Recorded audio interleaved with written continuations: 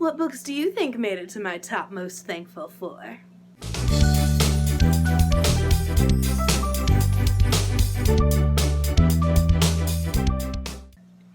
Hello Bookworm family, welcome back to my channel. If you're new, I'm Danny. Go ahead, hit that subscribe button down below. Don't forget to turn on the notification bell because I'm posting lots for the months of November and December. And if you guys are not already following me on Instagram, please be sure to do that. It is at _dancing_bookworm. I post on there full book reviews and bookish content. So I am filming this video at 11 o'clock on Sunday when I'm supposed to be posting it like before this on Sunday, but I just found out that I was exposed to COVID, so that kind of threw me for a loop, so I kind of forgot to film a video. So you guys can find out more about that in my vlog that will be going up on Friday. But basically I have to quarantine and get tested until I get, well, I have to get tested and quarantine until I get the test results back. So hopefully I can get a rapid test, but no guarantees, especially in our area right now. I've heard that it takes like a week to get your COVID test back right now because so many people need to get them. So that's fun. So yeah, so you guys can find out more about that in my vlog that I am posting on Friday. However, I wanted to post a video today, even if it doesn't get up till after midnight, just because it's Sunday and I'm supposed to. So without further ado, I'm going to make this a very short video of 10 books I am most thankful for. However, I couldn't pick just 10, so it's 11 books that I'm most thankful for. So each of these books have some reason that I absolutely adore them and just need them in my life, and I'm grateful that I have read them and found them. So yeah, pretty much just books that I'm grateful for. So the first one is a book from my childhood, and this is Butterfly Kisses by Bob and Brooke Carlyle, and this is based off the song Butterfly Kisses, which is about a father and a daughter who, the daughter is growing up and the dad is talking about when they used to give each other like eyelash kisses when she was little. And I'm thankful for this book because when my dad passed away last year, we didn't have a ton of his stuff. Like, I have some of his stuff. We didn't have a ton of his stuff, but my dad definitely wasn't a reader, so it wasn't something that I could like really connect to him. And going through that grief of wanting to read and making books part of my life and stuff like that was really hard during that time. And then I was going through some old bins and I found this book, and this is the book that my dad used to read me when I was little because it's about a father and a daughter, and the song was our song, and I'm just so thankful that I was able to find this book and keep it because, you know, I miss my dad every day, but having a little bit of my childhood fond memories of him is nice to have. So the next book is Charlotte's Web by E.B. White. Ignore the fact that this one is written on. I got it at a secondhand store because I don't know what happened to my original copy. I had a copy for a long time and I think I lent it to someone, like a younger kid, but I never got it back, so now I only have this one. But Charlotte's Web is one of the first books that I read in my children's literature class in college, which, fun fact, I actually ended up failing. Not because I did bad in the class, but because I went to Disney World and my teacher didn't think that that was a good enough excuse to miss 3 days of class. So she failed me for missing 3 days of class. Whatever, it's college, life happens. But this is the first time that I actually read a children's book as an adult, and I felt really awkward about it at first. Like, I would like hide it on the bus. Like, I'd be like, no one can see what I'm reading, because for some reason I was just really embarrassed about reading a kid's book. But that sent me on a whole journey of being able to read kids and middle grade books as an adult and get back into that fantastical wonder of reading that I had strayed away from for a really long time. So if you guys don't know what Charlotte's Web's about, you're crazy. But it's about a pig who is brought to a farm where he befriends a spider who is trying to help him save his life from being eaten for Thanksgiving, pretty much. So yeah, so I really enjoy this book.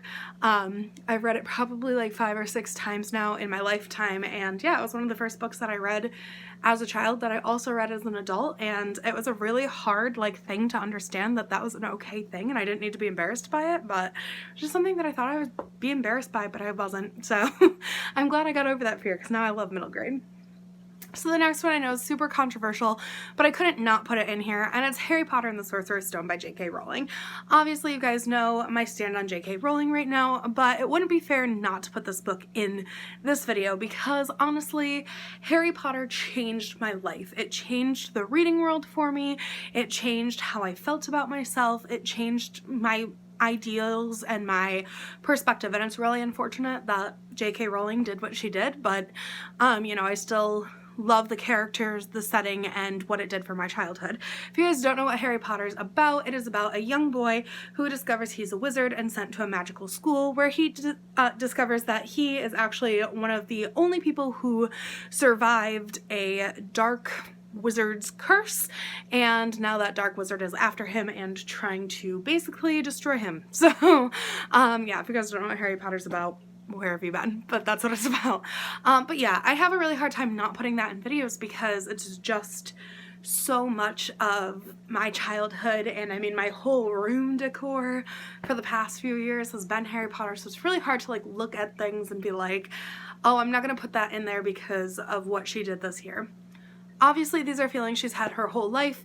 I don't think it makes the books any less good, but I just think Harry Potter, especially because Harry Potter was actually one of the first times I got dissed by a boy, which is so dumb because I'm gay, but I was like really upset about it.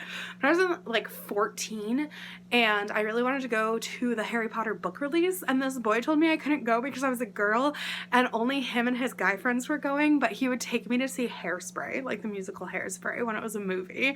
In the movie theater, he was like, I'll take you to see Hairspray and we'll do that as our date, but like you can't come to the Harry Potter opening with me because, or like it was like a book release, I think it was like the 7th book or something, I don't know, I can't remember if it's 6th or 7th, but he was like, oh well, you can come with me to the movie, but you can't come with me to the Barnes & Noble like exclusive Harry Potter release because you're a girl, so you probably don't even read Harry Potter. And I was like so I didn't go. I should have not listened to him, but yeah, it was devastating. But I think Harry Potter really is a big part of my character, and I just can't not put it in things. So I'm sorry if it offends you guys. I really am trying my best to compartmentalize where I put it in my life, but it's hard. I think everybody really was shocked by what J.K. Rowling did, and it's hard not to talk about it, and it's hard to just completely delete it out of your life if you're somebody like me who it really did make a huge impact on. So the next one is The Outsiders by S.E. Hinton, and I read this in 7th grade or 8th grade, one of them. This is the first book that made me want to be a writer. So S.E. Hinton wrote this when she was 16 years old, and that's when I realized that I actually could have a future. And it was like one of those moments when I was like this young teenager and I was just like, I'm probably just gonna be, like, honestly, I wrote a whole report on how I was probably just gonna be a stay-at-home mom when I got older. Like, that was the confidence I had in myself. I was, not that stay-at-home mom, there's nothing wrong with being a stay-at-home mom. Like, my mom was a stay-at-home mom for, like, the first, like, few years of my life, and, like, I know lots of great stay-at-home moms, but, like, I thought I couldn't have a career. Like, I thought all I'd be good at is being a mom because I just wasn't special at anything.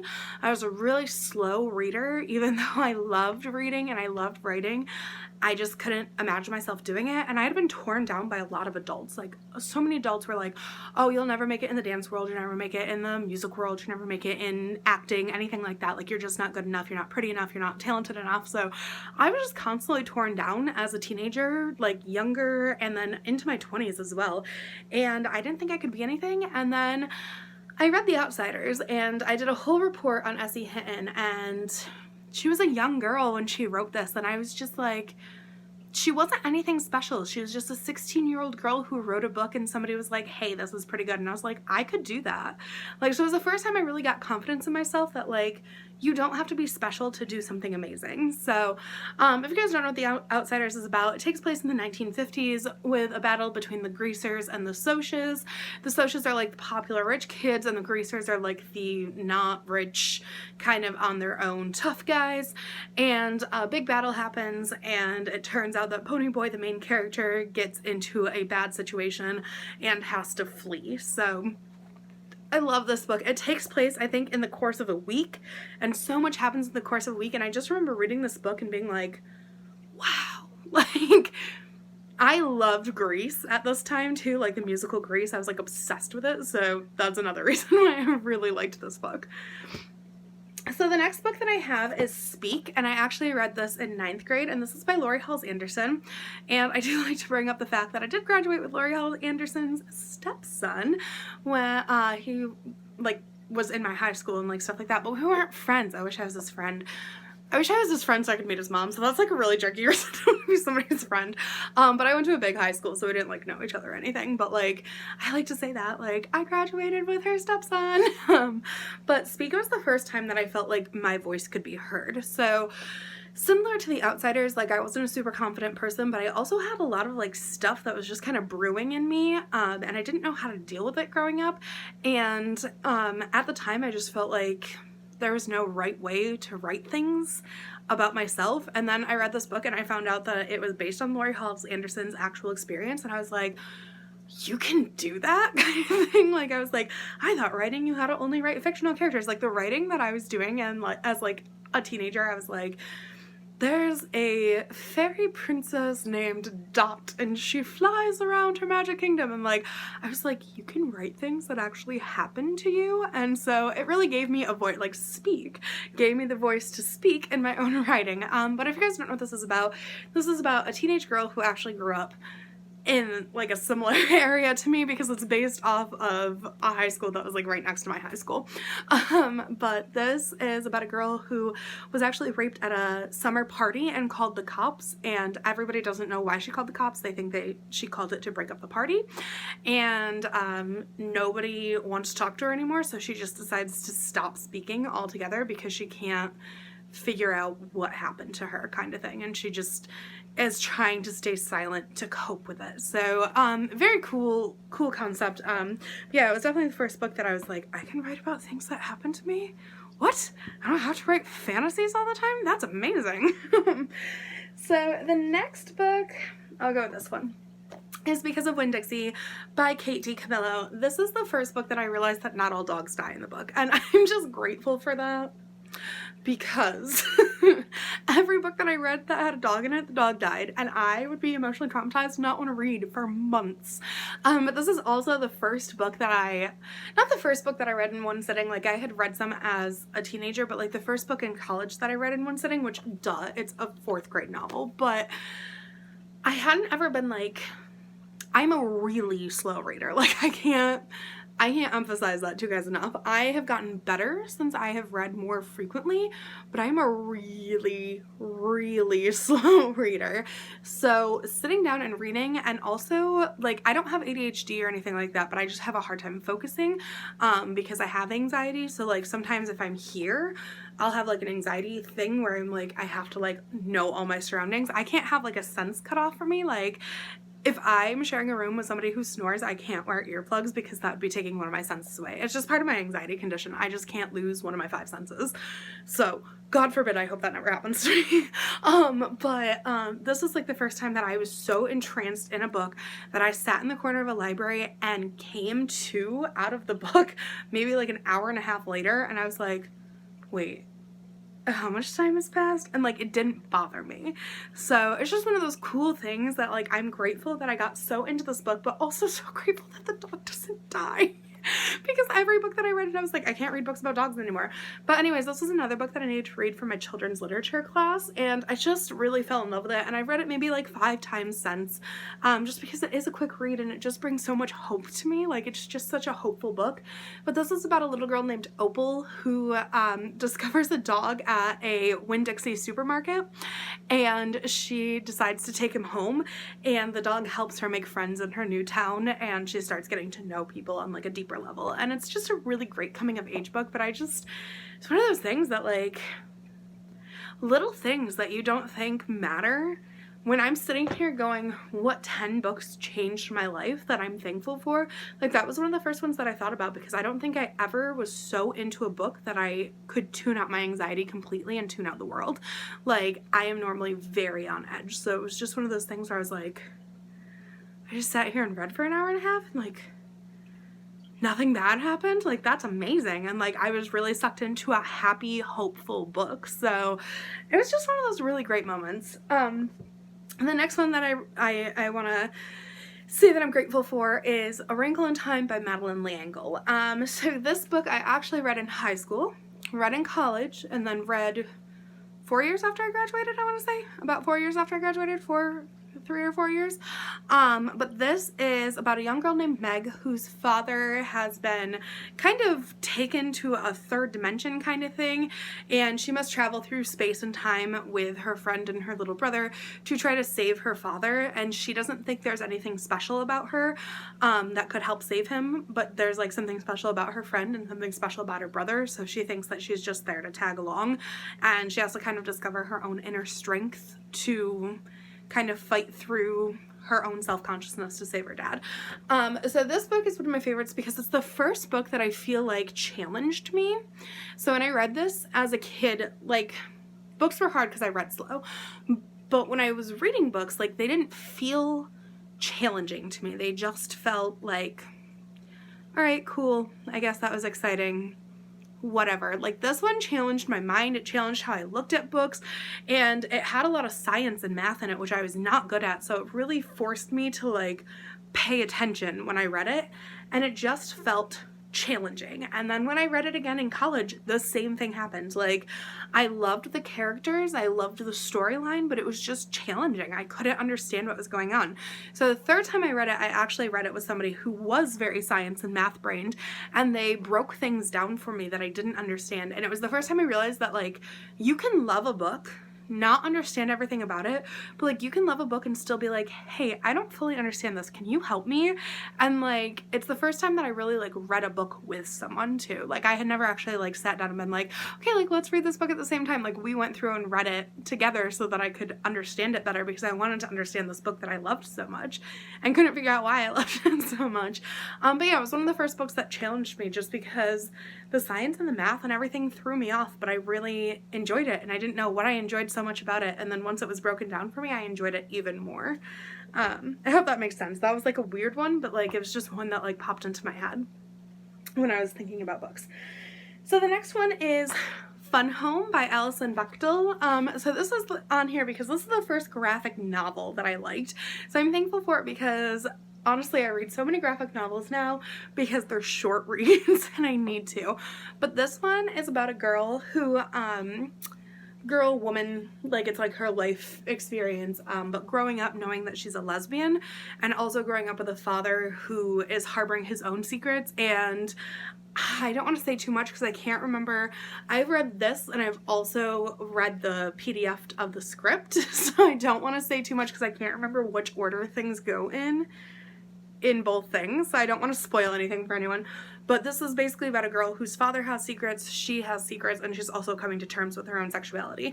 So this is such a like weird, depressing, fun book. It takes place in a funeral home too, that's why it's called Fun Home. But it's just, it was one of the first books that I picked up and I was like, I'm not gonna like it because it's a graphic novel, and I connected to it. It had a full plot line, it made sense, and it ended up being a 5-star book for me. And since then I've read graphic novels. I've only had a couple graphic novels since this one be 5 stars, but for the most part, reading graphic novels now aren't so miserable to me, because before I was like, ugh, do not want to read a graphic novel, there's no plot line. But now I know how to like spot a graphic novel that will have a good plot line, because some don't, but some do. Some do have a really good plot line, and that was like one of the ones that did, and it kind of just changed how I looked at graphic novels. The next one is Girl Interrupted by Susanna Kaysen. This is a real life story of a girl who is put in a mental health hospital because she is diagnosed with borderline personality disorder. This one I am thankful for because I also have borderline personality disorder. So this is one of the few books that talks very candidly about what it's like. There are some things that I don't like about it. Like, she doesn't think borderline personality disorder should be a thing. Like, she's like, it's just normal human reactions, which I don't agree with, but this was also written in the 1960s, so people had a very different outlook on things. Or was this written in the 1960s? I know that her diary part was written in the 1960s, but yeah. Okay, so yeah, so it was originally published in 1993, but it takes place based on her journals from the 1960s, so but still, like, at a time when things weren't really fully understood about mental health either way. But this is just, I feel connected to it because there is not many people who have borderline personality disorder in books. There are not many characters that are represented, so even though this is nonfiction, it was just nice to read about somebody who understood me and like the emotions that she felt in certain situations. I was like, I get that so much, because borderline personality disorder is black and white emotion disorder, basically. Like, I don't feel things small. I feel everything very big. So if I'm sad, I'm like a train wreck. If I'm happy, I'm very happy. There is very little gray area. So all controlled with medication, which I am thankful for. But, you know, like feeling that in a book is like, whew, someone gets me. So that's why that one's on there. So down to my last two. My next one is Alice in Wonderland. This is the annotated Alice because I don't have, well, I do, but I think it's in storage, have just a copy of like plain old Alice in Wonderland. But this is annotated Alice, and it's got Alice in Wonderland and Through the Looking Glass in it. But in general, just Alice in Wonderland and Through the Looking Glass together have both changed my life, because I just wanted to go to Wonderland so bad as a kid. And growing up, I had really only known like the movie versions, but I'd seen every single movie version, like not just Disney. But I had really only known the movie versions, and then when I got to college is when I read it for the first time, and I was just like, I get it now. Like, I get why I wanted to be this girl and go to this far off land, because my life wasn't bad or anything. I just craved adventure and craved something exciting to happen. And it was just one of those books that, even though it was like one of those books that were on my shelf that I was like, oh, I've totally read that before, but I hadn't read it until I went to college. But you know, like I was obsessed with Alice in Wonderland forever. And then I finally read the book and I was like, I get why I love this. Like, I get everything about it. Like, people are like, I don't get how you can like that. Like, that is the weirdest thing. I just get it. And it gets me. It's just a weird thing. I just love it. I don't have words for it. I just love it because it's weird and it's quirky and it takes you on an adventure, and I'm just so grateful that it exists. And the last one is Little Women by Louisa May Alcott. So this book, I can't say enough times. I have read this 3 times now. Only 3. I mean, it's a pretty big book. I've only read it 3 times. I've seen the movie probably a cajillion, the 2019 version. I've seen multiple versions, but the 2019 version I've watched quite a bit. But yeah, Little Women, it's feminism in the 1860s. Like, who had that? And Jo is just me. Like, she doesn't want to be settled down with a man, which, okay. I still think Jo's a lesbian, but that's fine. 1860s, I can't judge. Anyway, so she doesn't want to be settled down with a man. She wants to write. She loves her family. She's passionate. She's strong. And Jo is the first character that I was like, this is me. I am this character. And I just can't say enough good things about Little Women. Honestly, with the whole Harry Potter debacle that's happened this year, Little Women has definitely taken its place to first position on my favorite books, because it used to be Harry Potter and then everything happened this year and I'm just like, you know what's never let me down? Little Women. Little Women. So yeah, so those are the books that I'm most thankful for. I'm sure there are more, but again, I made this video last second, but I just absolutely adore all these books. They're just such a big part of my life, and they have filled a hole in a different way, each and every single one of them, and I can't wait to read more books that I'm thankful for. So I hope you guys enjoyed this video. Thank you so much for watching. Bye! Wasn't that a great video? Clearly books make me very happy. Now you can make me happy too. Click the subscribe button to follow my channel. Don't forget to give me a thumbs up if you think I did good. And the notification bell will let you know when I post new content. Also, follow my Instagram for more book shenanigans.